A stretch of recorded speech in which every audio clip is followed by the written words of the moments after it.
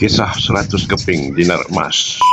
Cerita ini adalah pengalaman peribadi Maha Guru Emas Tuan Syukur Hashim. Kisah ini terjadi pada zaman sebelum GST, kira-kira sebelum 2015.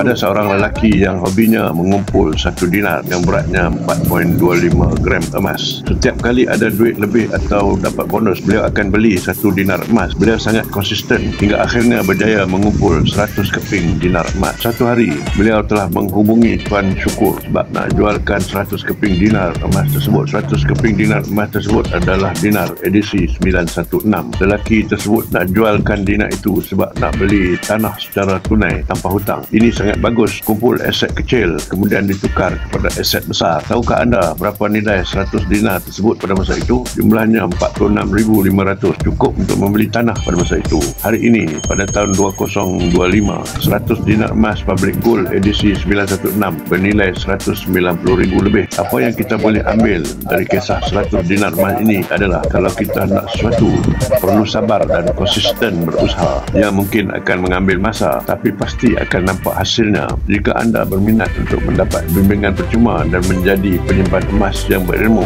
sila WhatsApp saya.